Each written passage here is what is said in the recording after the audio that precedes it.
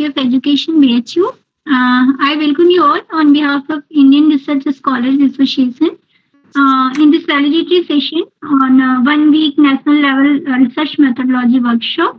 And for this session, we have a chief guest, Professor Vinish Kumar Kathuria, sir, Director of the Institute of Development Studies, Jaipur.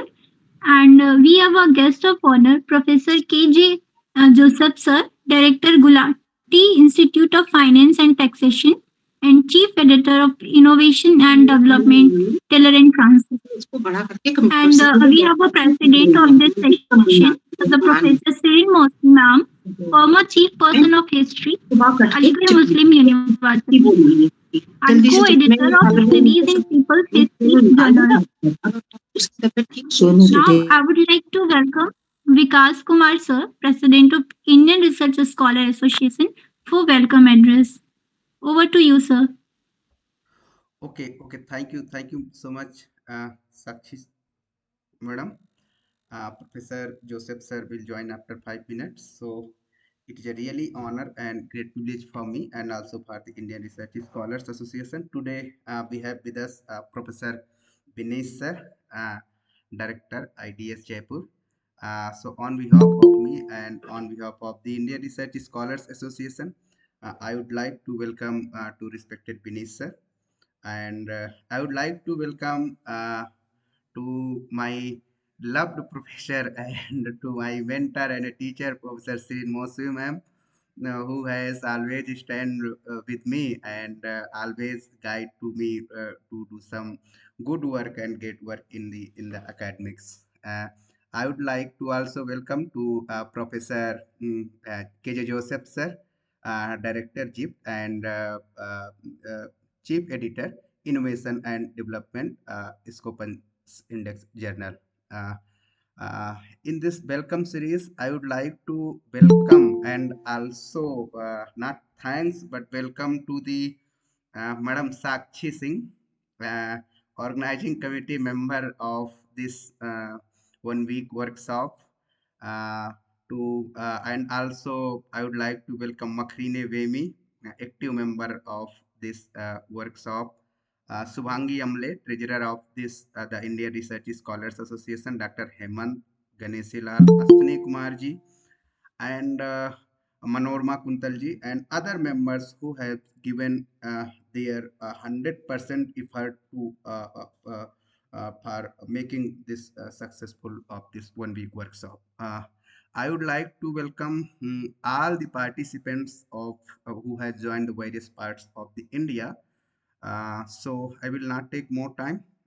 So just again, I want to invite Madam Sakshi for the proceeding. Or just now, Professor KJ Joseph sir has joined. So sir, you are most welcome. My welcome address has over.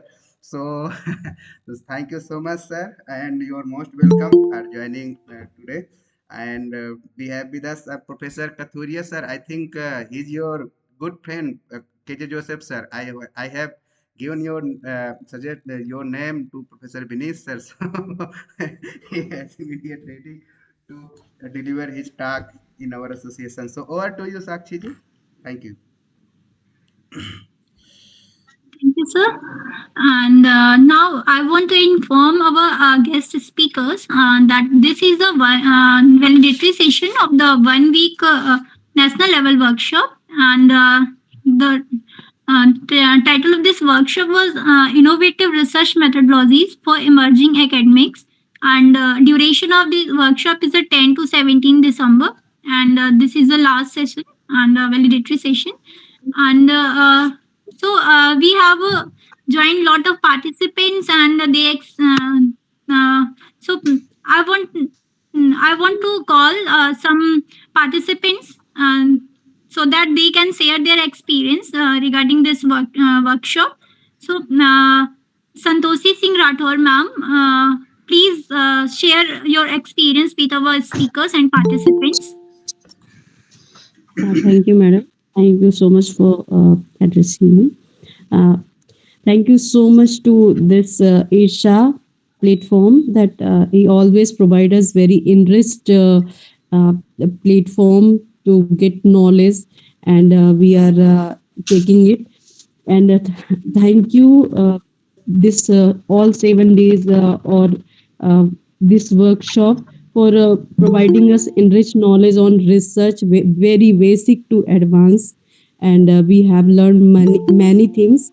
We where we solve our doubts from many participants actually participated it, and including me, we have solved our doubts from the experts are very enriched in their knowledge, and we got lot of things from them, and we are still learning. Thank you this platform, and thank you Vikas sir, and all the participant also. Thank you. Thank you, ma'am, for sharing your experience. And because we have a very limited time, so we have one more participant. Mamta, ma'am, can you share your experience to our speakers? Mamta Yes. ma'am, Dr. Mamta ma'am, not Mamta Yes. ma'am only. Dr. Mamta Good ma'am, yeah. Good evening everyone. पिछले कुछ 10 तारीख से जो है हमने आपका ये workshop join किया। सबसे पहले तो विकास सर को मेरी तरफ से बहुत बहुत बधाई कि उन्होंने बहुत सक्सेसफुली इसको ऑर्गेनाइज किया, उनकी टीम को बधाई। और 10 तारीख से लेके 17 तक मुझे भी लग रहा था कि मैं असिस्टेंट प्रोफेसर नहीं, एक स्टूडेंट ही हूँ, और दोबारा से क्लास लगाने में बड़ा मजा आया आपकी वर्कशॉप में।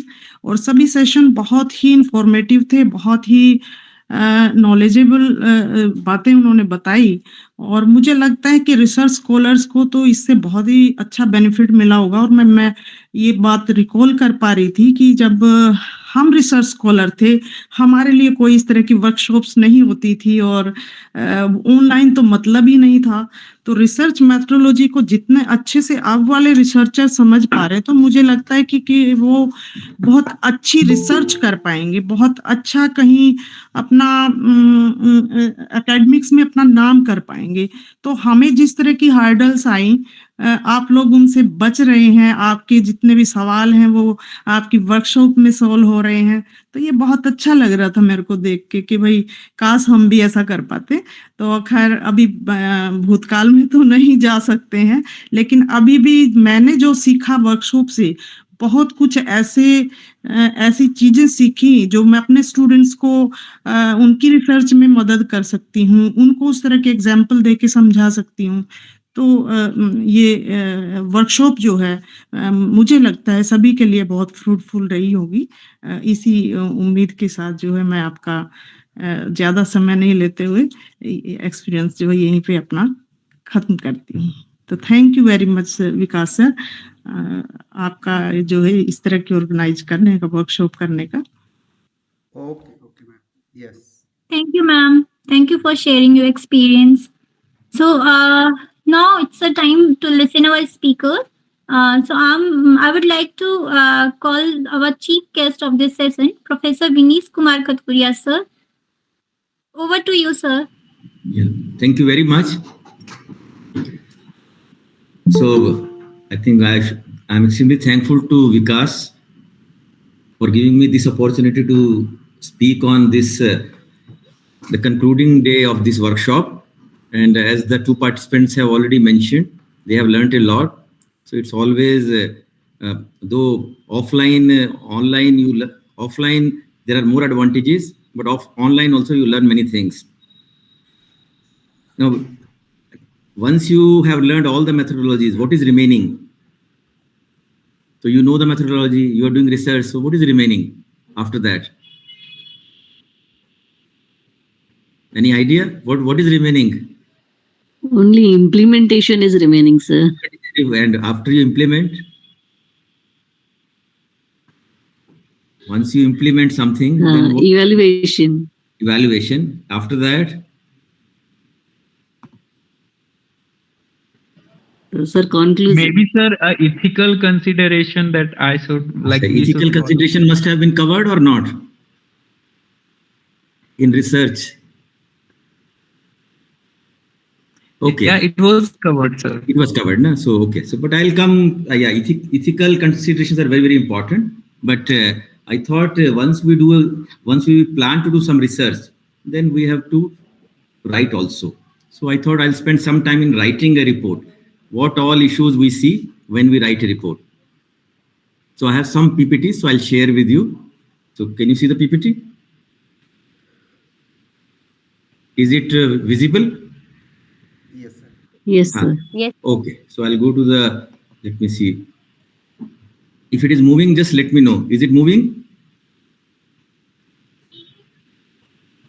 No, Is it sir, not moving. No, sir. No, sir. It is not moving. Okay, let me see now. Is it moving now? Yes, sir. Yes, sir. Yes, sir. Okay. Yes, sir.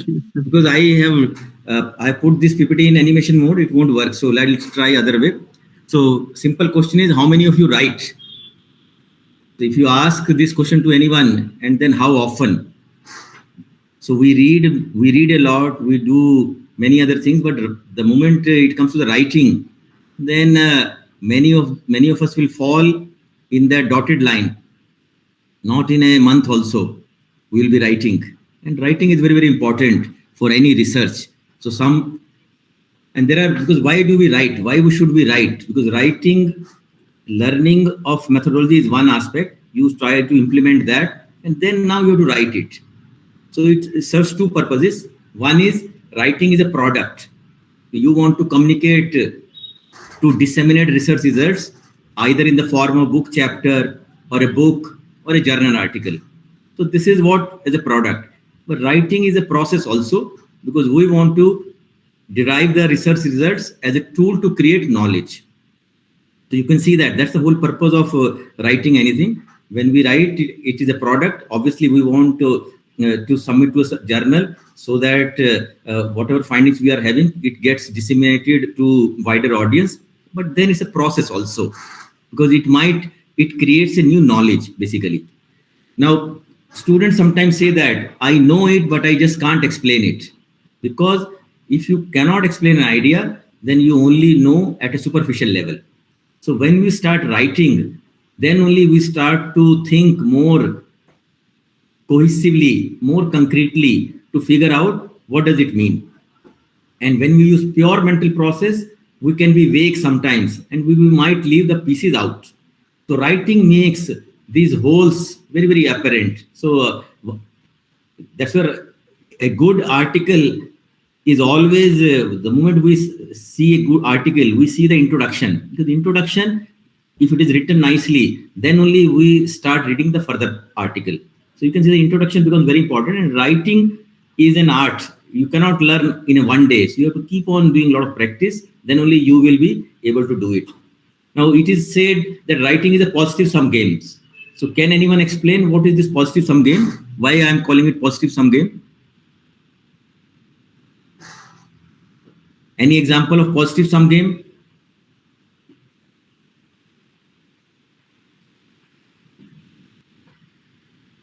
Do you know what is a zero sum game or negative sum game? No, sir. Okay, so you must have. So these are examples of zero sum game. Can you see those two pictures? One is chess, Yes, sir. another is football. So if one team may win, another may lose, or it may be draw. That is one possibility. In chess also, one person will win, another will lose. So it's a zero sum game basically. But likewise, we have some events, games, which are negative sum also. So the moment you do that, the net result will be negative. Any example?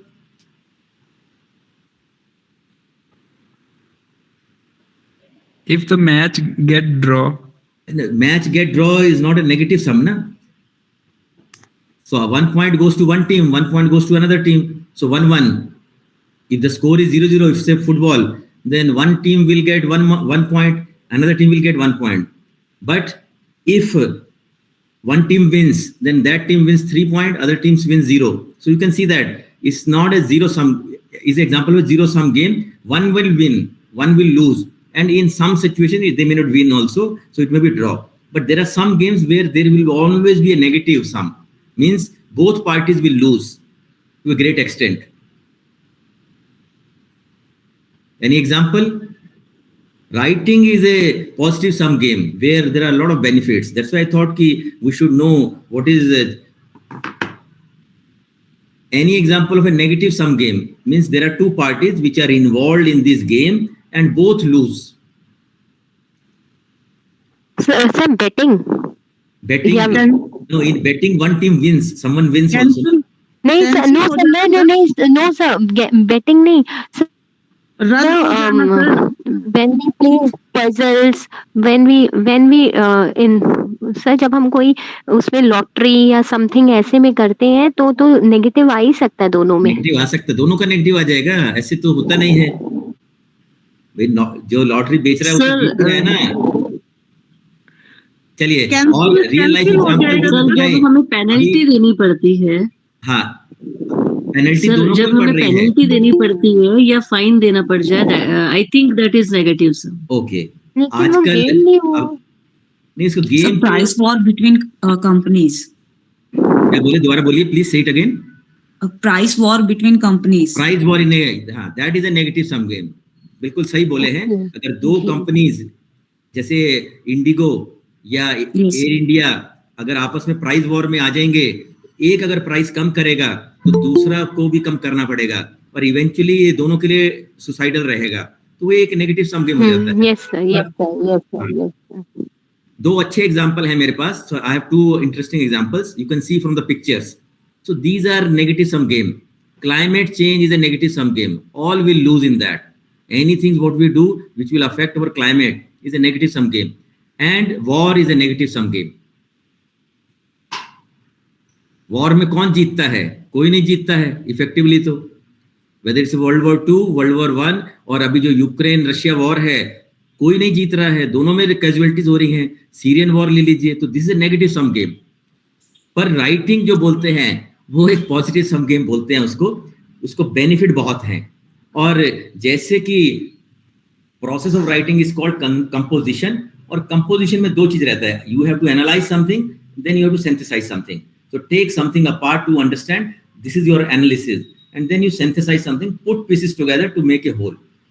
अब जैसे हम कोई when we write a term paper, some of the scholars may be writing that, first we take notes from different sources, then we sort or sift the information, classify it, and finally we decide what is relevant, what is not. So this is similar to directing a movie. So in a movie, if you see that they shoot the movie not for 3 hours. If the movie is for 3 hours, they shoot the movie for 4 and 5 hours roughly, and then they decide which is relevant and which is not. तो writing में भी ऐसे ही रहता है, आपको बहुत चीजें लिखनी पड़ती हैं, फिर आप उसको कंसाइज करते हैं, रेलेवेंट लेके आते हैं कि इज इट रियली रेलेवेंट और नॉट. तो एक सोशल साइंटिस्ट हैं been, he has mentioned that students tend to reach closer too quickly. If I ask in this online session also, how many of you would like to have a publication within 6 months? So most of you will raise hand कि हम चाहते हैं कि हमारा paper जल्दी से जल्दी छपे. But that is a problem which students tend to do mostly, because when you are in the process of doing something very quickly, then you do not suspend the judgment, you do not question the assumptions, you do not imagine alternate answers, you don't play with the data, you don't enter into the spirit of opposing views, and you just plain linger over questions. So a lot of things are there. When you start writing, you have to think more basically, is it really relevant or not? To some, they say that writing is like a fine wine, needs time to mature and develop into its full flavor. Now, I can give an example from my own thesis. When I was doing my thesis from IJDR Bombay, then I got a result which was little conflicting. So I was very worried what to do now. Now, I got a result कि those, अगर आपसे पूछा जाए कि firm which export, will it be more productive or less productive? ये क्या answer रहेगा? एक फर्म है, one firm is there which is exporting. अब जैसे हिंदुस्तान यूनिलीवर लिमिटेड हो गई या कोई और हो गई, रिलायंस हो गई, ये एक्सपोर्ट कर रहे हैं अपना सामान. If they are exporting, will they be more productive और लेस प्रोडक्टिव? More productive. हाँ, मोर प्रोडक्टिव है ना. तो ये हमारा जनरल हमारा ये रहता है, आप प्रोडक्टिव हैं तभी आप उसको कर पाएंगे. पर मेरे को जब मैं थीसिस लिख रहा था तो मेरे को ऐसा रिजल्ट आया कि exporting firms I found to be less productive than domestic firms. अभी ये तो काउंटर हो गया है। If I publish like this then ये तो प्रॉब्लम हो जाएगा। ऐसे कई बार हमको रिजल्ट आते हैं, then what is the way out?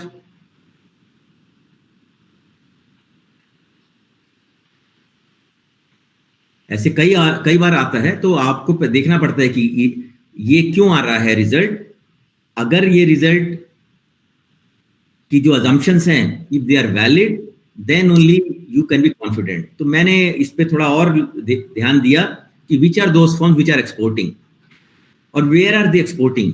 Then somehow I came to know they may be exporting because I did my thesis in 97, 98 around that time.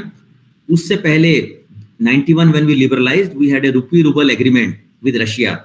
इसमें क्या था कि हमें बहुत सारे products we could sell to Russia not using dollar. And similarly हमको import करने के लिए भी डॉलर की जरूरत नहीं थी, और जब हम एक्सपोर्ट करते थे तो हमको भी डॉलर की जरूरत नहीं थी, तो हमको डॉलर नहीं मिलते थे।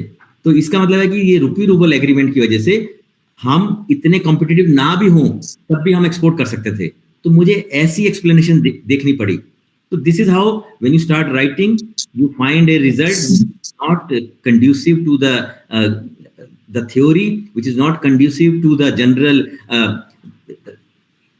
general argument, then you have to go a little deeper. So that's the whole purpose of writing. So this gentleman has rightly mentioned कि जब आप लिखते हैं then you have to revise far more than editorial changes, because you have to review the information, rethink the way it is organized, reconstruct the argument and look for patterns of the meaning.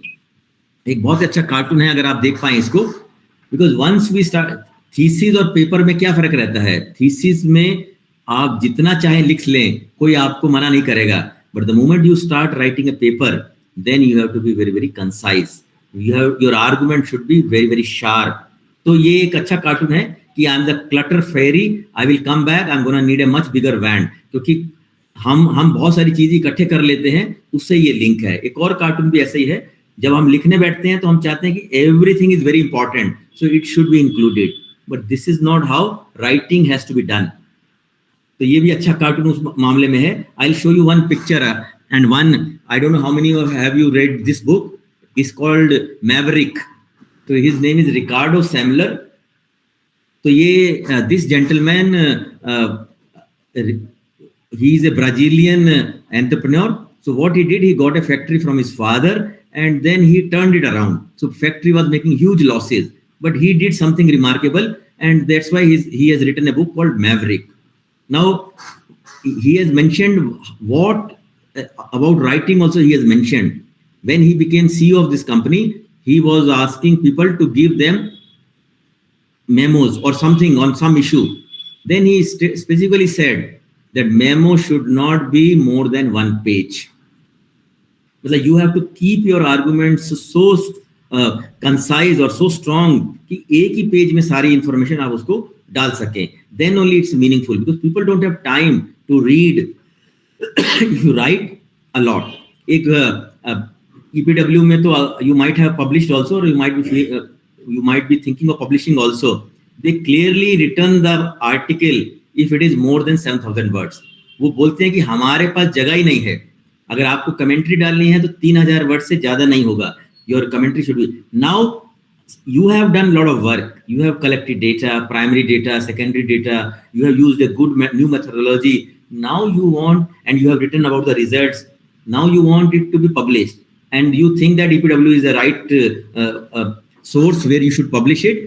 But then there is a restriction that you can't write more than 7,000 words. So then it means all your arguments have to be very, very sharp. So writing is a skill, writing is an art, and writing is just like directing a movie, as I mentioned earlier. So that's the advantage. When you start writing, then you realize all these things. So basically you have to build your argument more properly, and there is a difference between assertion and argument. Can anyone tell what is the difference between the two? What is an assertion and what is an argument? कोई इस पे बोलेगा क्या कि argument और assertion में क्या difference है?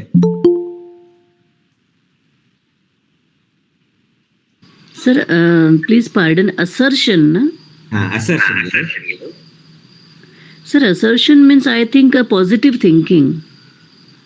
Assertive answer. Okay, anyone else? Sir, assertion means a statement. Statement, correct. Yeah, I think you are much closer than what madam said earlier. Assertion is a statement. Argument means you are substantiating that statement with something. That's the argument. So argument is an assertion supported by reasoning or evidence. Assertion is just a claim or point of view. अगर आपसे पूछा जाए children's cognitive development is harmed when mothers work, is this an assertion or an argument? बच्चों की दिमागी जो development है, cognitive ability है, वो हार्म हो जाती है जब मदर्स वर्क करती हैं. Sorry, is this an assertion or argument? It's an argument. It's an argument. जैसे ही आर्गुमेंट होगा, now you have to think, अगर ये सच है, if this is correct, then what are the pathways through which it is happening. तो कोई भी अगर आर्गुमेंट है तो ऐसे बहुत सारी चीजें हैं. Young people are more hasty, people born in April are more assertive. Some of these are assertion, some of these are arguments. But in casual conversation हम हमेशा आर्ग्यू करते हैं on the basis of assertion only. बहुत ही loose statement देते हैं. As a researcher we should avoid that. अब जैसे आजकल पॉलिटिकल उसमें चलता रहता है कि UPA government was very corrupt और Nehru Congress was responsible for our backwardness. May be correct partly, but this is just an assertion. Now we have to see, is it really correct? Is it really true or not? Corruption has reduced in last 10 years. We have to use data to back it up. We have to come up with proper argument. Yes, it is happening or not happening. So argument में हम बोलते हैं pyramid structure रहता है. आप देख सकते हैं. There is a primary assertion in an argument, and then there are reasons. Reason 1, reason 2, reason 3. And pertaining to the reason, there will be supporting points. एक एग्जाम्पल जो मैं पहले दिया कि इफ अगर लिखना हो कि what are the arguments for this primary assertion that children's cognitive development is harmed by when mothers work, तो ये अगली स्लाइड में आपको क्लैरिटी हो जाएगा. अगर मदर चिल्ड्रंस की कोग्निटिव डेवलपमेंट मदर्स के जॉब स्टेटस पे डिपेंड करता है, वेदर शी इज वर्किंग और नॉट, देन तीन तरह के पाथवेज आते हैं.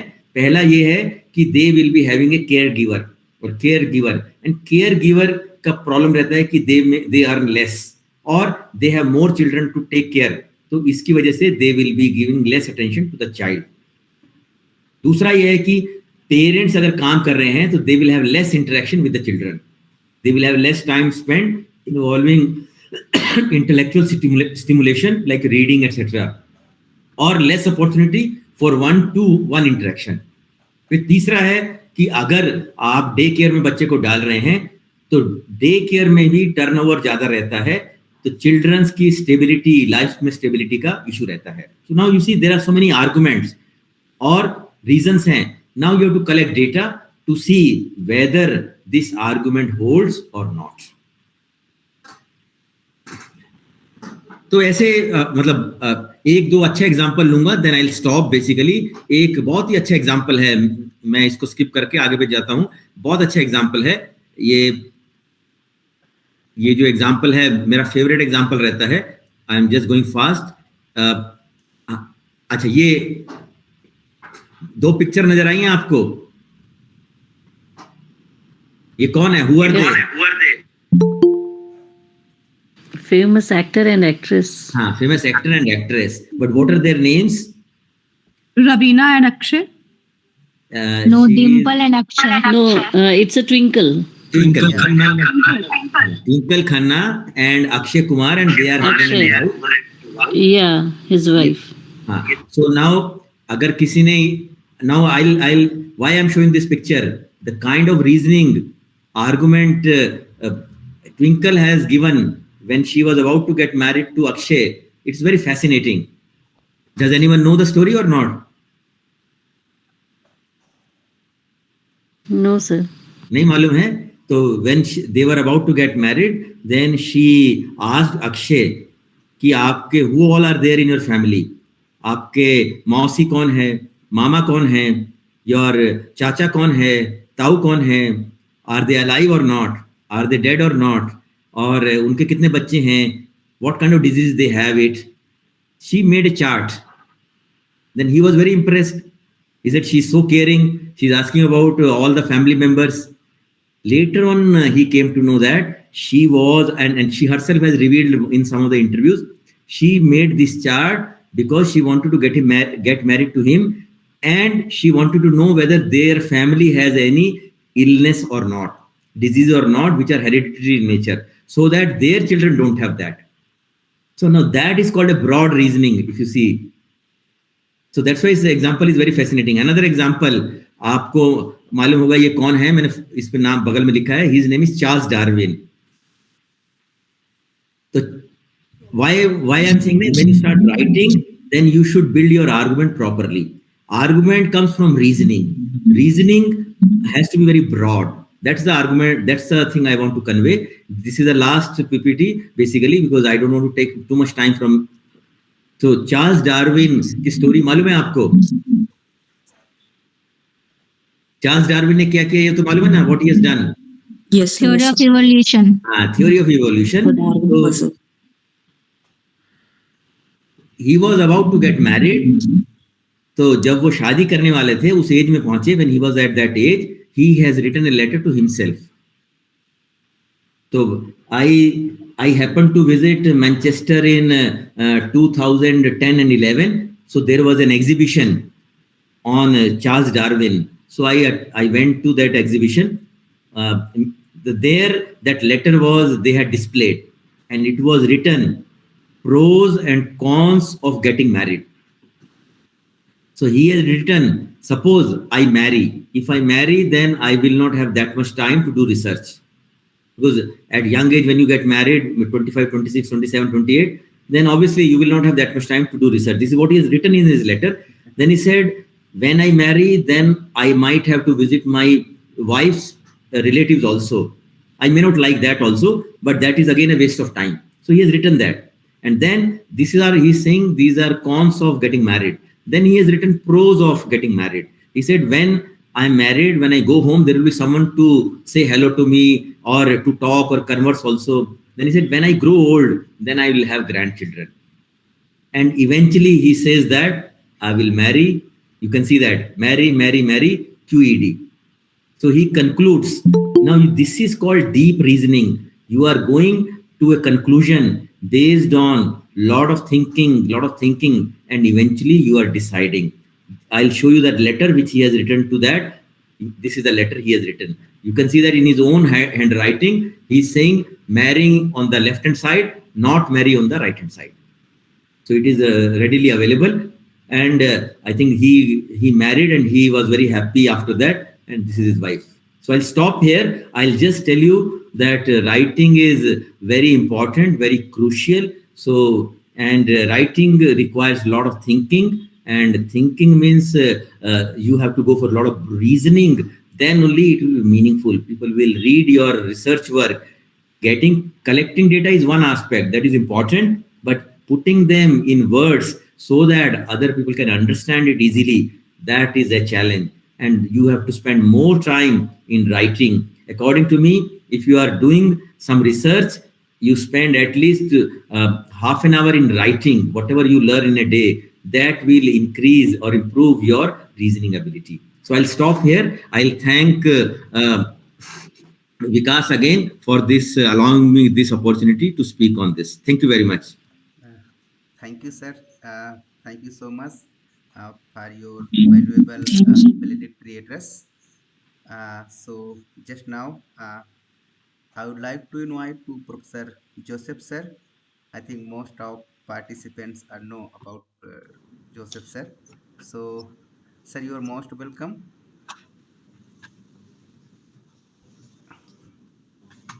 I hope I am audible now. Yeah, yes, sir. Yes, sir. Yeah, I think. And just I want to share one information among participants. Any participants who has completed and done a sincere work on the field of innovation, development, and economics. So, uh, sir has provided a good platform through the Innovation and Development Journal. So you can submit it and you can submit your paper to to that journal. Thank you so much. Over to you, sir. Yeah, Mr. Vikas and dear colleagues and friends, I'm sorry that I couldn't join you on the day, opening day. In these days, I have a very hectic schedule. I don't know what prevented me on that day. Again, I was in the midst of something. Today also, I was in the midst of something. Our PhD selection interview was going on for the last 2 days. Just got over. The final thing is not done, but it is being cooked in the boardroom. I'm still here. I thought in between I'll talk to you maybe 5 minutes. But I was listening to my good friend who spoke about writing. Before that, I must say a couple of things. I think this particular initiative, which is normally done by the universities and research departments and colleges, I'm extremely happy to see that a student organization is being done, is that you are doing it. I think that means a lot, and I consider it as a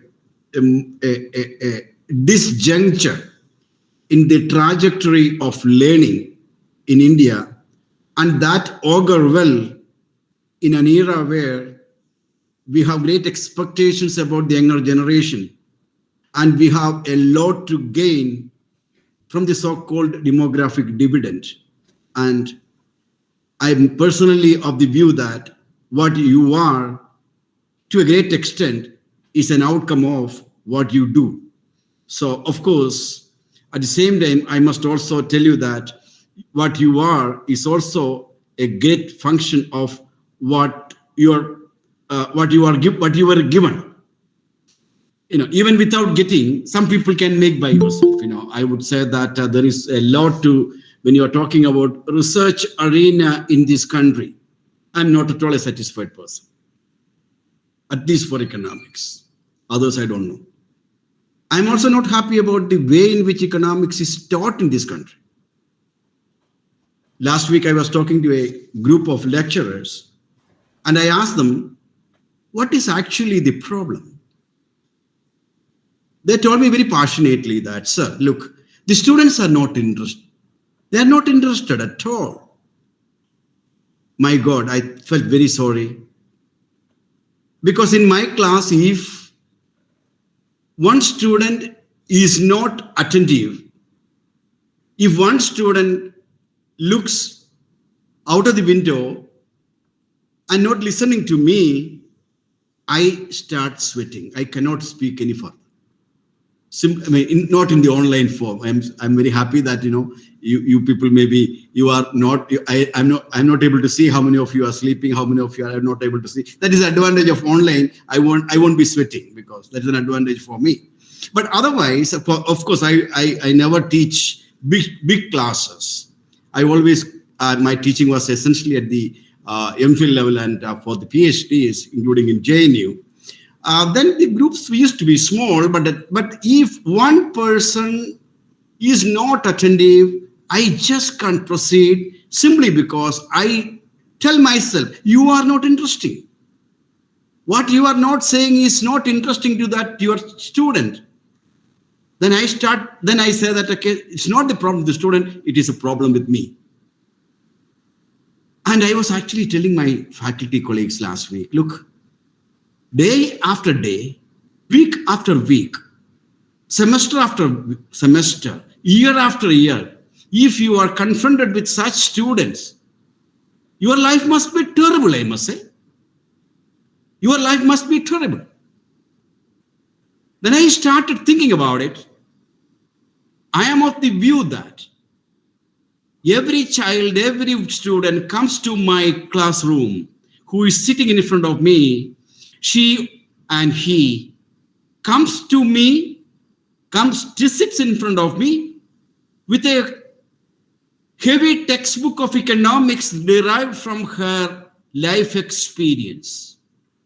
An economics that she has learned from the poverty and richness of her neighbors. An economics that she has learned from from the farmer's suicide that she has learned about.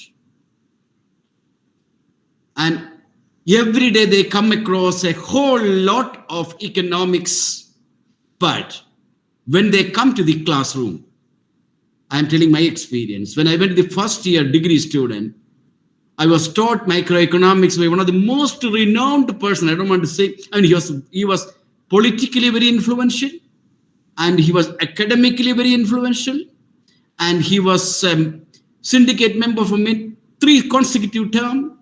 I don't want to add his credentials. I will tell you the opening sentence that he said in a highly stylized manner. In a dhoti, he's walking from one side of the classroom to other side of the classroom. Excellent English. The opening sentence was, ours is a privately controlled economy. Economic decisions are taken by people as consumers and producers. In fact, I was a student. I was always very good in by hurting, but this is what I'm repeating. Later, I realized that what he was teaching is actually the opening sentence of a textbook called Prices and Market, which was written by Robert Dorfman for his students in United States of America. There it is correct to say that ours is a privately controlled economy. In 1978, when I was for my degree, I joined in 1978. And at that time, somebody wants to say that it's a India is a privately controlled economy. Essentially, what we were made to do is to mug up from the textbooks. Standard textbooks are okay. The textbooks of the type that I don't want to say what kind of textbook many of the faculty are using, the so-called guidebook, and they mug it up. Students are made to mug up, and a student who repeats it in the same way without any mistake is given 100 mark. Last week I told my faculty at the end, let you be this faculty who give not more than 50% for repeating what you have taught. I don't want to go on. I should immediately stop. I don't know. I'm not getting to my topic. I have only asked one question: how we are taught in the 8th standard. Okay, I have a very good friend of mine who is a priest. He is remarkable. I think people who view him are in millions. He speaks things in a very jovial manner, say in a joking manner. And one day I listened to him. He said that when we were students, our prayer was this: everybody has some reason to pray or other, at whatever their age, wherever you are, you human beings pray. That's what he's saying. When we were in the 8th standard, our prayer was, oh my God, today our mathematics teacher should fall down and break her leg so that she will not come to the class. That was our prayer. I asked only once a question to her. She made me to sit on my bench in such a way that I have never ever been made to stand up after that.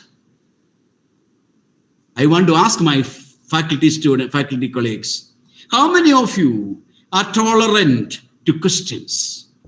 My dear colleagues, please remember, we are dealing with the social realities wherein there is no solution in anyone's pocket to take and give.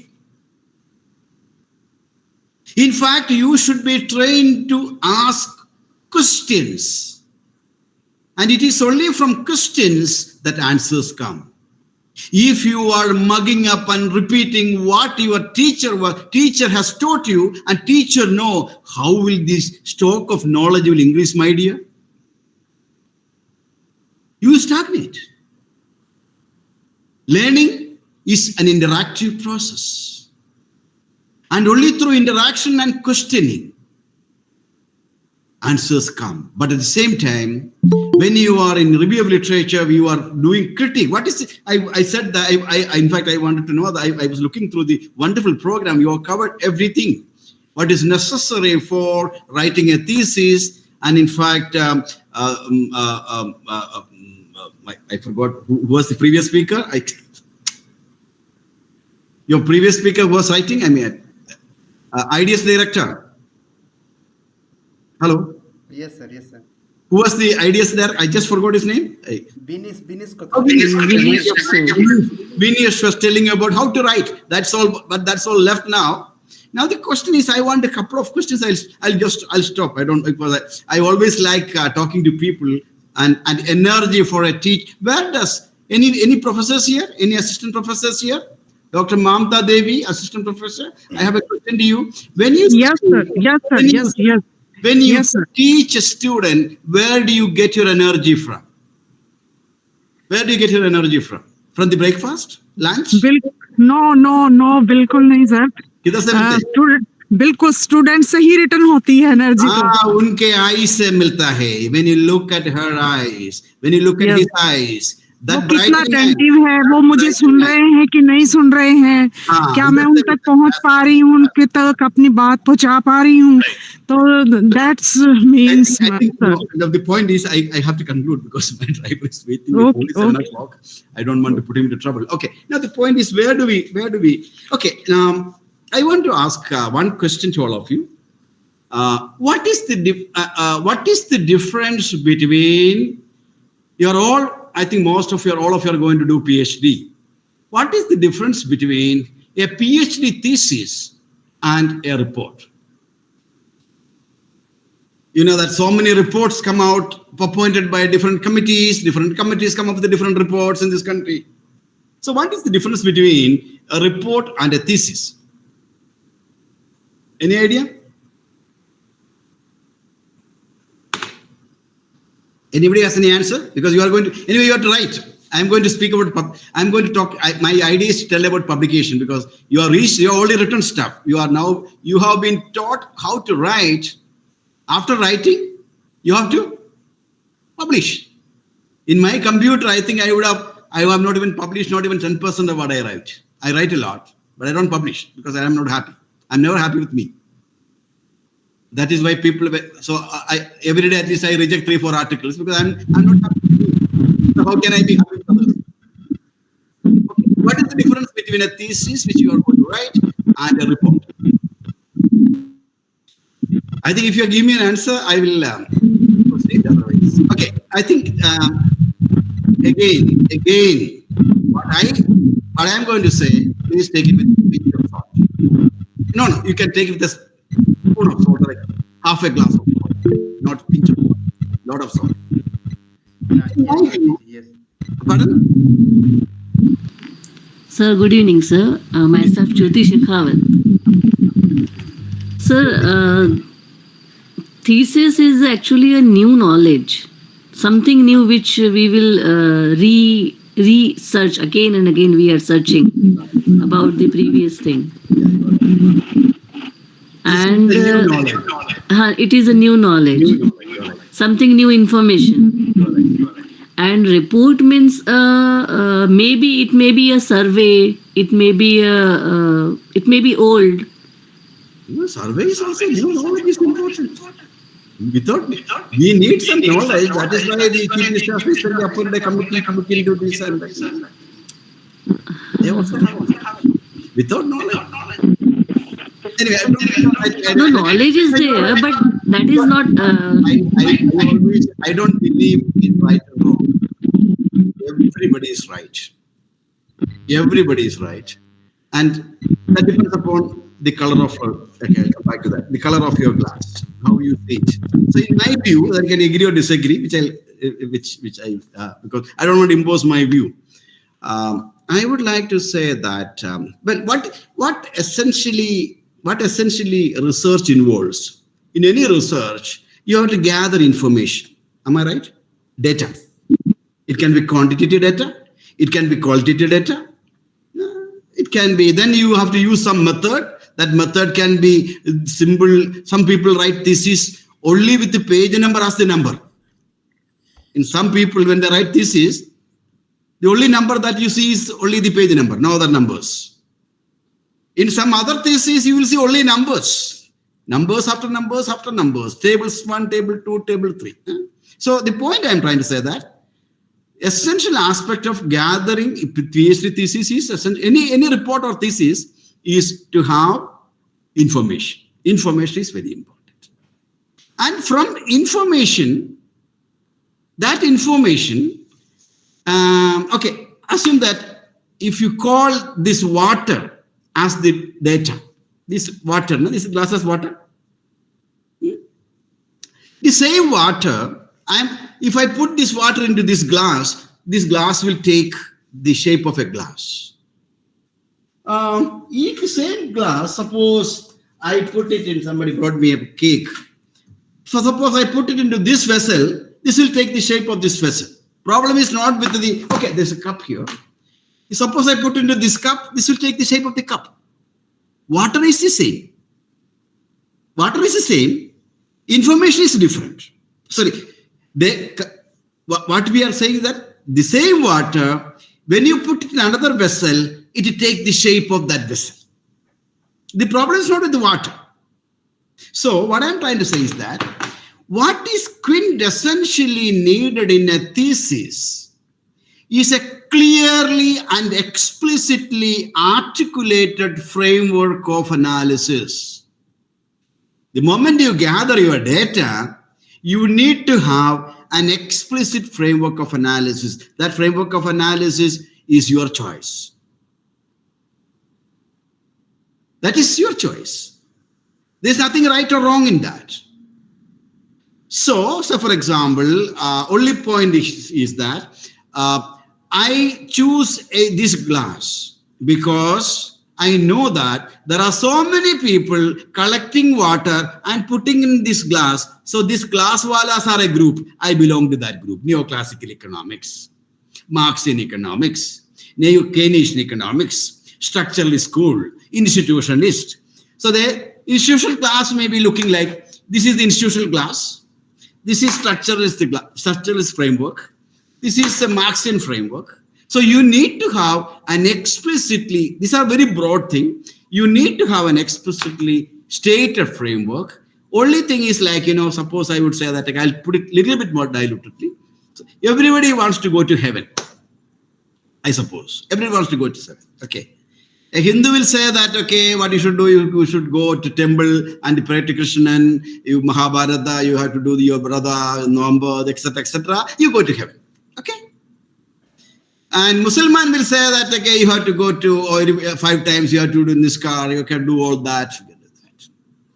In Christianity, we were told that you go to Sunday, every Sunday you should go to church, you should do that, you should do the Bible, etc., etc., etc. Who is correct? I don't think that anybody is correct. I don't think that anybody is wrong either. But there are large number of people who believe that going to temple will take you to God, that group. So you belong to that group. So in our area, we have got one innovation system framework. That's the framework that our Globalix network has started. I was the president, I was the secretary general of that. We published a journal from that. So we believe that to study innovation system is the most appropriate framework. Neoclassical school, we don't agree. Whatever it is, we don't like that. I have reason to believe there are many, and we claim we have done scientometric studies, and we have Sappersot and others, Fagenberg, and they proved that ours is the most popular approach in studying innovation and development innovation in the recent past. So we are happy about it. So you need, but I'm trying to say that by doing your thesis, you should be able to join a group of researchers. You have to align with a group of researchers.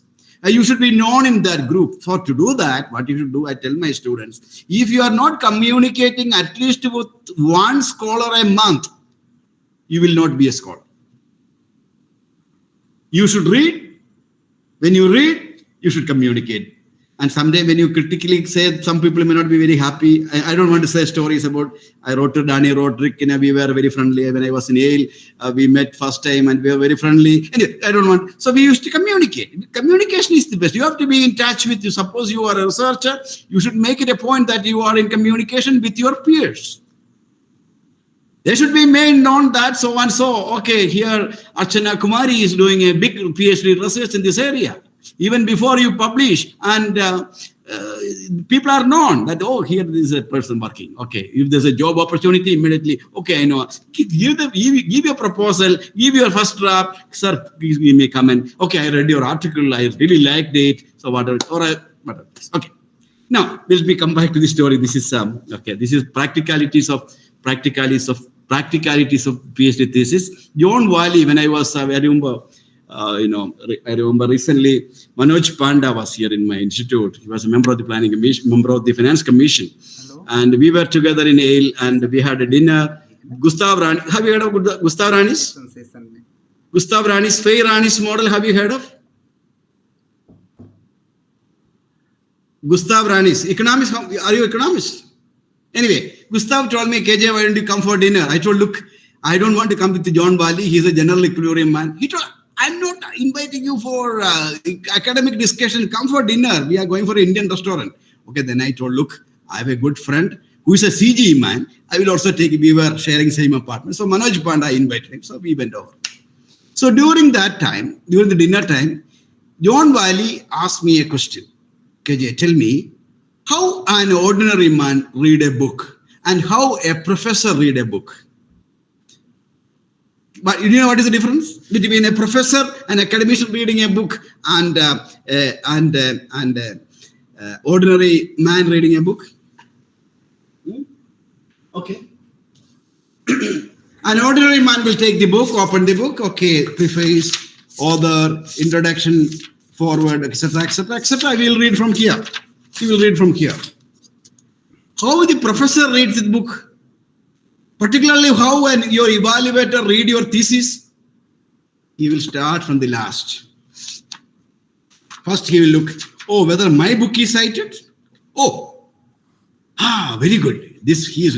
She knows all my articles. Very smart lady. Okay, thesis 25% passed. Okay. Then, oh my dear, what the hell, yeah? This smart lady, yeah, she has also published. She has also published. So some equality is established. I publish, she publishes, so thesis should be passed. In fact, I'm telling you, almost 10-15 years I was coordinating PhD program in Center for Development Studies. During that period, from my experience, thesis which came back with a thorough revision or rejection are the one wherein the scholar did not publish. So publishing is very important. Writing is important. Without just writing and without publishing, there's no reason, there's no point. So there are two ways of publishing. I remember when we were in US, people used to say, look, publish or perish. Publish or perish. That was everyone's sentence. But now I think that there are also people who publish and perish. So I don't want you people to publish and perish. You should publish or perish. What is the difference between publish or perish and publish and perish? If you publish in very substandard journals which are now, there are so many journals which are available, you can publish, in fact, anyway, I don't want a lot of stories. I'll stop immediately. So you should publish in good journals. How to locate a good journal? So you should, that UGC care is also, that is also a careless list. That's not a problem, but you see, UGC care is that is the list. You can, one cannot start with economic journal to begin with anyway. You start somewhere. So slow and steady wins the race. So start with the UGC care. And if I want to tell you that, okay, don't publish, start with that. But then never ever be happy with the UGC care. In fact, in my problem is that, okay, I started this journal particularly for supporting scholars from the global south. I'm sorry to say that Africans are coming up in a very, very big way as compared to Indian scholars. I will find in the top so many PhD theses sitting over there. And, but so many I don't take nowadays because I don't want to reject. When I reject, because there's no point in giving comment. Because the supervisors already signed it. Supervisors certify that this is a wonderful thing. Then what is the point of commenting? And supervisor should be able to conceive and understand and revise. If he can't do it, why should I blame the student? So I normally either don't take or I normally send it back. I don't normally reject any thesis. Never reject my thesis. I only send back because I'm saying that I'm very busy. Now the point is, very often what prevents the journal, prevents the problem of the Indian thesis is that very often they don't have a proper theoretical analytical framework. That is the main problem. Very often you start with an introduction, table 1, table 2, table 3, table 4, and sometimes there will be regression. Nowadays, regression is everywhere. Fixed effect model, random effect model, multinomial logit model, probit model. You have got time series like there's another kind of set of models. Many of them are actually, they are not regression model. Many of them are actually regret models, to be very frank enough. The students do not know. Recently, one expert was interviewed in an IIT by an engineer who knows the inner side of time series econometrics. For him, this is just a command. Reg da, result comes. M logit da, this result comes. That's all. He doesn't know what. That is, Stata knows it. So, okay, I don't want to get into those stories. That's very bad. Okay, what I'm trying to say that these are, I would say, these are called package experts. Package expert is different from derail experts. You don't need, in fact, Adam Smith, did he run a regression? How many regressions are in Wealth of Nations, chapter 1? How many regressions are there? I don't know. You don't need. I think Joyce Bain, have you heard of Joyce Bain? Joyce Bain said, anyway, okay, let me just, before you publish, what to do. In Malayalam, there's a saying that when you see a child, you can see the child, the poverty of the family. If the child, by seeing the child, you can, I don't know, if I convert in Malayalam, English, it's not getting the real meaning. When you see the child, you can make out where the child is coming from, or something like that. So when I read the introduction, I decide whether it will go to the dustbin or to one of the editors. You don't need to read too much. Only introduction is needed.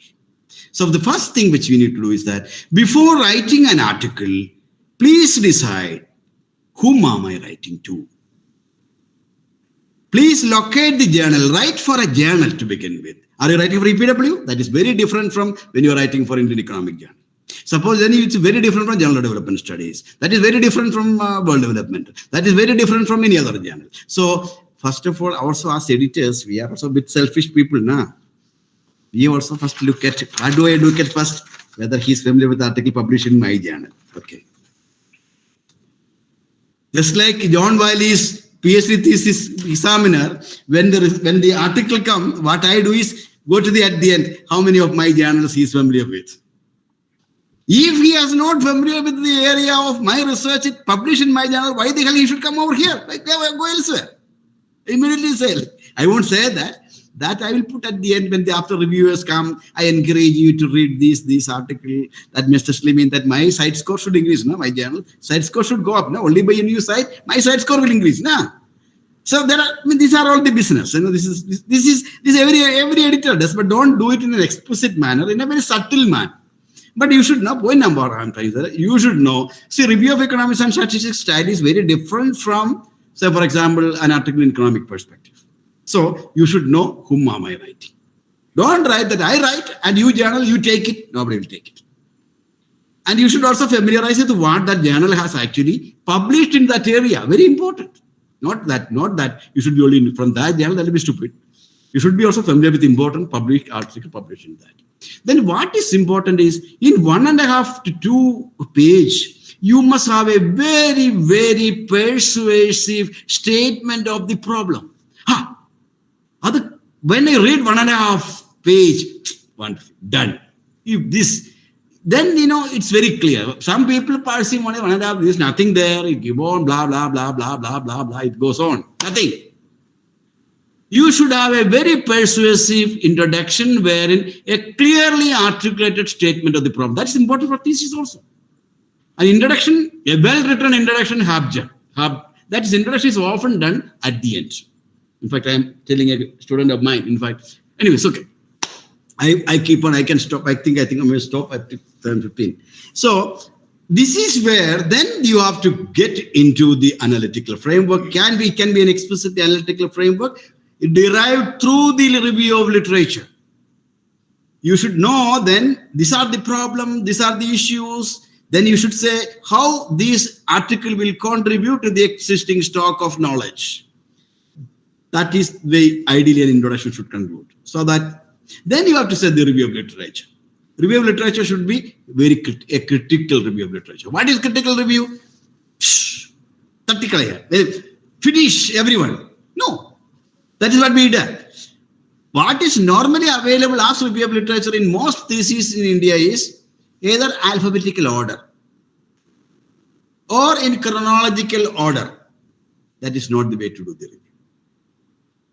Again, it has to be critical. When you say about critical, see, in 1841, if you read Frederick List, that is the most powerful critique of Wealth of Nations of Adam Smith. He, if I remember correctly, page is not important. He says, every generation is rich only to the extent to which you can draw from the previous generation. When you're talking about the stock of knowledge, I am able to criticize. In fact, I have some of my most respected public finance people. I don't like, I criticize. I criticize with a lot of respect. Because I am able to criticize and put a new perspective only because of you. I am sitting on your shoulder. You gave me shoulder. On your shoulder, I am sitting and taking new perspective. So I am respectful to you. That is where if you go to my institute, I think in my seminars, you will find an underline. That underline, if you expand, what is written there is, if you expand that, you may think that it's an underline. It's not underline. If you click it and expand it, you will find that deliberate to learn and differ with respect. Differ with respect. My perspective, I am using this perspective. And you are using this perspective. I differ with you, my dear, but then I appreciate you. You have a perspective. I respect you, but I differ with you. But I like drinking in it. But you like drinking it, no problem. I drink in it, you drink in it, no problem. I differ with, that is called in academic parlance, differ with respect. So the point I'm trying to say, when you are talking about critical review, on what count you are critically, you can talk about the data that you are, the basis, the manner in which the question has been articulated may be wrong. So for example, in recently, all my public finance pundits have been talking about Kerala is in fiscal distress. It has been borrowing too much. Revenue deficit is too much. Why? It is all waste. Government is doing that. Come on. I started thinking, what is this? When you're talking about public finance of an economy, you should know about the economy to begin with. I put up an argument saying that I put in an argument saying that in India, you can divide the countries into two categories, states into two analytically in a fiscal federal system. Using my innovation system perspective, I look at India's fiscal federal system. First of all, I found that there is a serious, unacceptable development deficit in the thinking of Indian fiscal federalism. Because this big Indian fiscal federalism of a big tree that came from, what is the seed? That seed is 1935 Government of India Act and 1919 Montagu Chelmsford Act.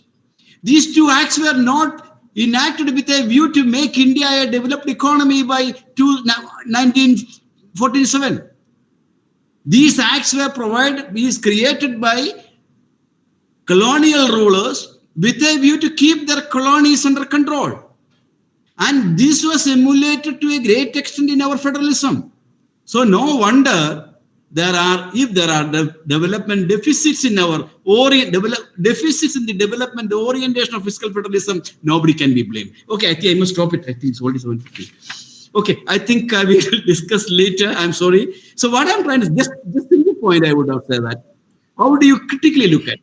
I was very upset with all my public finance friends saying that, okay, you miss when you are, how many of you have studied Musgrave? Musgrave and Musgrave. I'm not studying public finance. Musgrave and Musgrave talks about what? Allocation, distribution, stabilization. These are very important function, 3 pillars of public finance. But I was actually wondering if Musgrave was born in India in 1956 or 59, the first term would have been development. Where is development? Where is development? When you are talking about public finance for a developing economy context, the first concern should be development. Somehow it was missing. Okay, now when I'm talking about fiscal federal system and why Kerala is in trouble. Kerala is in trouble. Punjab is in trouble. Why? Why? I mean, I'm not saying that, okay, these governments are efficient, they are most efficient, expenditure is wonderful, their revenue collection. I'm not saying that. But as an economist, when I look at that, I would like to divide the states into 2 categories. There are one set of states because each state, because of historical reasons and other reasons, they specialize. We all specialize. And what you are is a function of what you do. That is the difference between beggar on the road and the gold merchant. Gold merchant is dealing in gold, he is rich. The poor man on the vegetable vendor. So what you do does matter. So each state, for historical reasons, resource factor, endowment factor, because of natural endowment, because of institutional factors, they tend to specialize. So I would like to divide the states analytically into 2 categories. One is states which are producing goods, tangible goods, and goods are saleable, and the goods are saleable and taxable. All goods are taxable. Assume that, for example, Maharashtra is a state which is known for manufactured goods, or Tamil Nadu is known for manufactured goods. The moment they produce, the people of the state are happy because a lot of employment is generated. Industrial activity is promoted, people are having income and employment, people are happy. When that product is sold, the state government get tax, state government is happy. The moment you produce something, central government gets CGST, central government is also happy. Central government get excise. Earlier it was excise, now it is CGST. Okay, now who are the participants in the fiscal federal system? We have the central government, we have the state government, we have the people of the country. They're all happy. I mean, people of other states are also happy because we in Kerala, we import this good from Maharashtra and we are producing something good. So we are happy, or we are able to, just what China did, you are able to sell manufactured goods at a very low price. Price has been cut down. If price level has come down, we are happy. So in a fiscal federal context, all the participants are happy here. Union is happy, they get tax. Maharashtra government is happy, they get money. Maharashtra's people are happy because they get employment. Other states are happy because you are able to get either manufactured goods or industrial goods which they can use, which otherwise you are not able to get. You are able to. Now coming to Kerala, I'm not just jumping into Kerala. Analytically, I have to jump. When you're talking about other states, I would like to call Kerala a model of export-oriented human capital. Kerala model is nothing but a model of export-oriented human capital production. In your state, you will find, say, for example, in this year, we have 2.2 million Kerala people working in other parts of the world. Out of 197 countries in the world, in 183 Keralites are working. And these people working abroad, they send a lot of goods. My daughter is in the US. She brings a lot of things, lot of all kinds of things. When you come, only girls bring it, boys won't come. Boys won't bring anything. Only girls bring. They bring a lot of things and they make you money. So people are happy. And these Kerala's people, 2.76% of the population account for 23% of the remittance made last year, according to our survey in Kerala Migration Survey. Professor Rajan did it for our institute. So Kerala, India government is happy because our Prime Minister will be happy because out of now 700 crore rupees foreign exchange, quite a lot of is contributed by remittance. Out of it, Kerala is contributed a lot. So Kerala, people are happy. Union government is happy. Now, Other states, we send nurses, doctors, we send advocates, a lot of people go outside. We don't send labor, we send human capital. Human capital embodies knowledge. And knowledge is the most important resource of the modern economy. And when they go out and work in other states, in IT companies, some of the leading IT companies, 30-40% of them are Keralites. So other states are happy. Now, what about state government? No, state government has borrowed this money to invest in human capital because what we sell, human capital, is not saleable. It is mobile. If we produced the physical capital, we could have taxed and got the tax money. Kerala government would have got some tax money. But when you sell produce human capital, which is not saleable, it is mobile. Now, when I'm talking about 2.16 lakh crore rupees came to Kerala, to India as remittance. The same remittance was to be made by a private company. They were eligible for 7% subsidy. In India, net service export earning is eligible for 7% subsidy as per the current trade policy. Has Kerala government got any trade subsidy for producing these people? No subsidy. So what I'm trying to say is that Kerala government's revenue deficit, Kerala government's accumulated borrowing has to be seen in this perspective. You go to Punjab. Punjab is a state which has made, when we were begging for food in the late mid-60s, they made us self-sufficient. What they produce is good food that is not taxed. There is no tax. So what I'm trying to say, that we as economists, how do you critically look at that? I'm saying that when you look, you have to use your analytical thought process to be critical. It can be on the basis of the central argument. It can be also the methodology. It can be on the basis of the question that they pose differently. So you have to have, I think I must stop. So you need to have a critical survey of literature. From there, you have to have an analytical framework. I have an analytical framework of Indian fiscal federalism. Basically, I draw from my innovation system framework. It's a systemic way I'm seeing it. In a system, different actors are there, different actors act and interact, and that interaction leads to India's development. So I'm also trying to argue that when our Honorable Prime Minister is wanting to become India a developed economy, you should articulate, you should understand what is the contribution of each state to national development. You need to have a framework for that. Do we have one framework?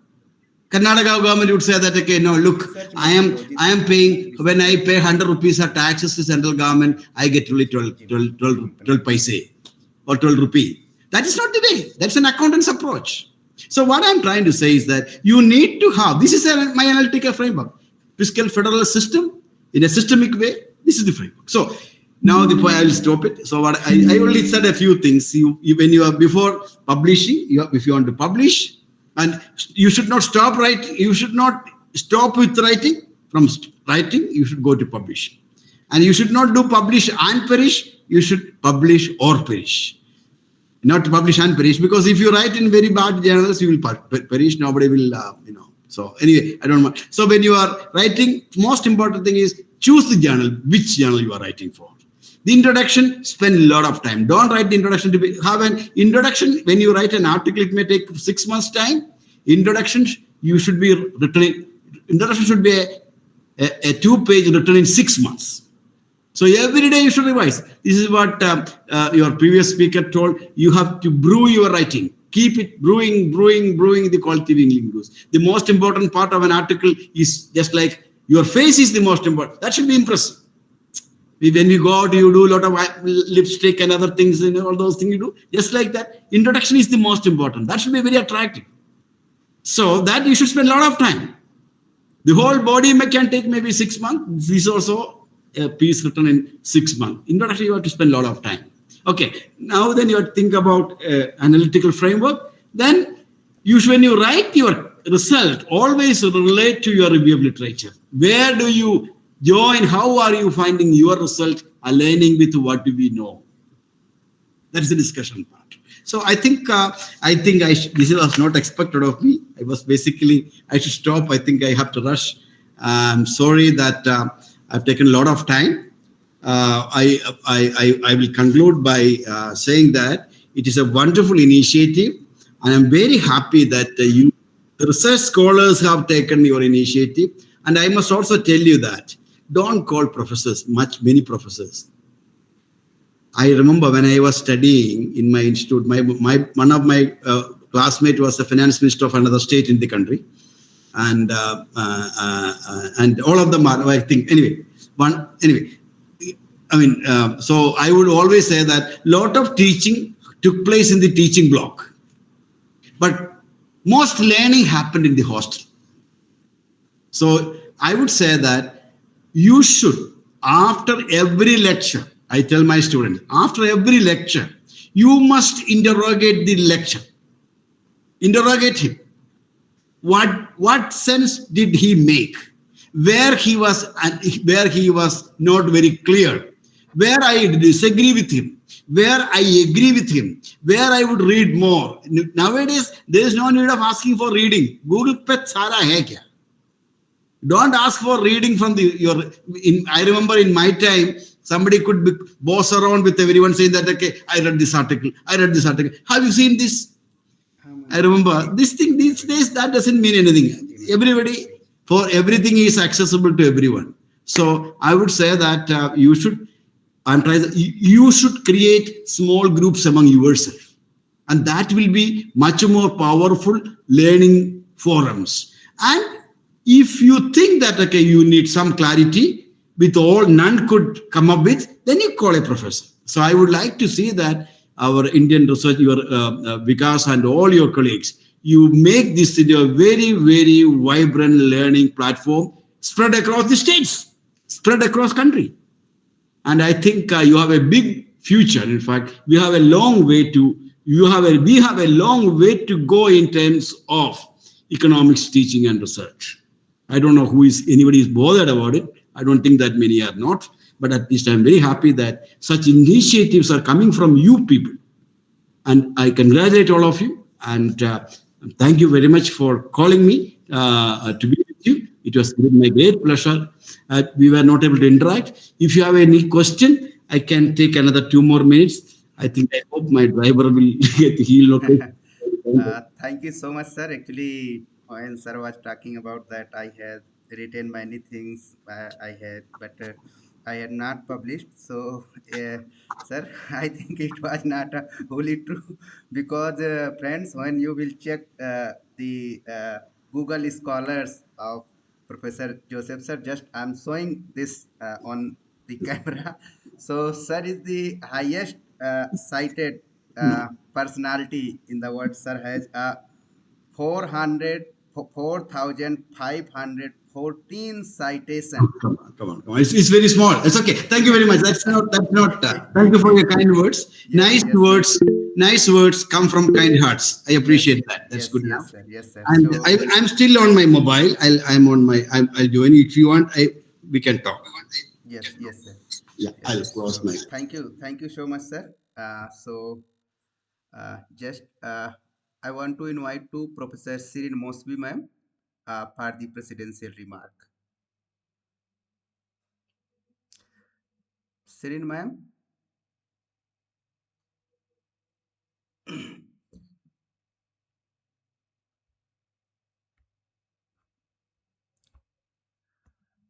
Shireen, ma'am, can you listen us? हाँ, yes, ma'am. Please unmute, ma'am. Ma'am आपका mic mute है, तो आसमा ma'am को बुला लीजिए, तो वो कर देंगी, स्विच ऑन कर देंगी कैमरा भी और माइक भी।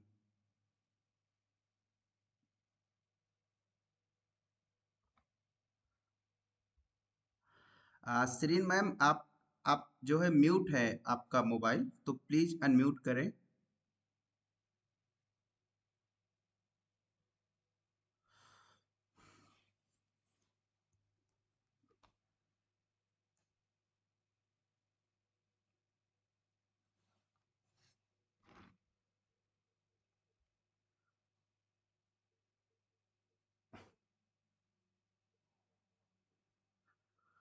मैम आपका म्यूट माइक, हेलो, हाँ मैम, आपका माइक म्यूट है तो प्लीज अनम्यूट। हाँ हाँ हाँ मैम, आप माइक म्यूट कराइए, आसमा मैम को बोल दीजिए तो माइक म्यूट कर अनम्यूट कर दें और कैमरा को स्विच ऑन कर दें। आपकी आवाज नहीं आ रही है। हाँ।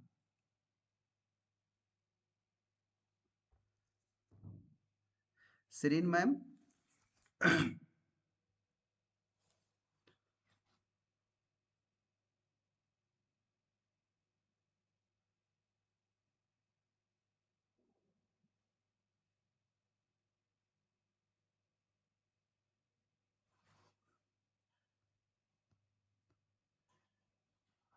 Hello Shirin ma'am.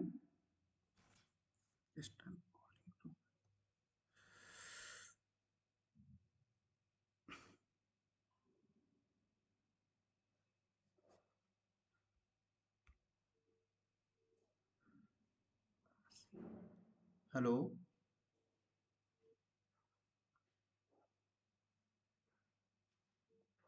Hello. Hello. हाँ हाँ, वो आसमा मैम को फोन दीजिए, वो आप म्यूट म्यूट है मैम, अनम्यूट नहीं है। तो उनको बोल दीजिए वो अनम्यूट कर दें। Hello ma'am.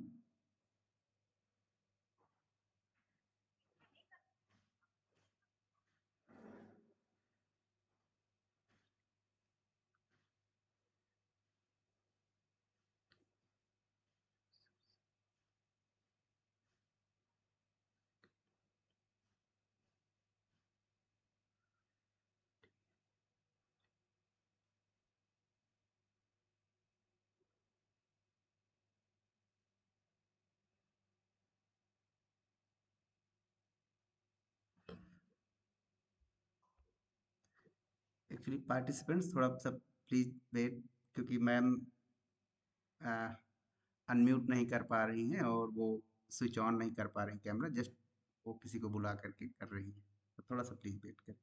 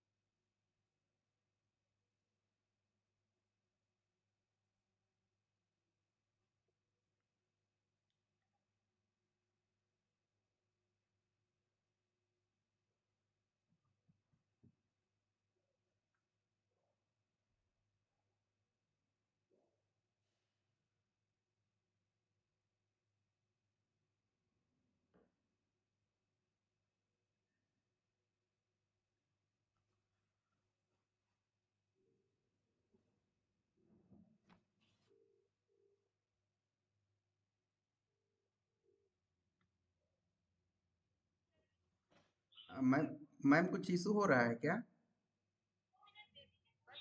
हाँ हाँ हाँ, ठीक। नहीं, आपकी आवाज अभी नहीं आ रही मैम। आप अभी अनम्यूट है, आपका वो जो डिवाइस है ना वो अनम्यूट है, तो प्लीज उसको म्यूट करिए। प्लीज अनम्यूट करिए, म्यूट है आपका वो डिवाइस का जो है ना, उसको क्लिक करिए आप, डिवाइस में लगा होगा वॉइस वाला, तो उसको क्लिक करिए तो। हाँ, आपकी आवाज जब आने लगी तो मैम हमें पता चल जाएगा।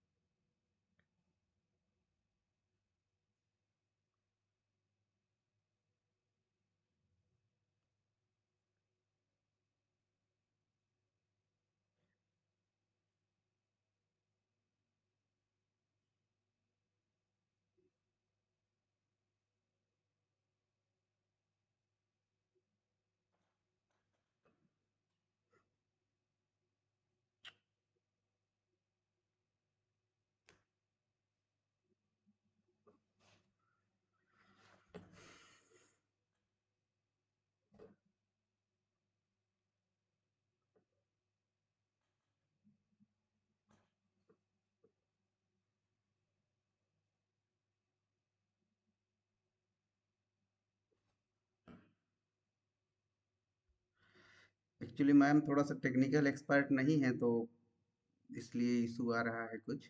1 मिनट हम उनसे पूछते हैं, नहीं तो फिर हम लोग सेशन एंड कर देंगे।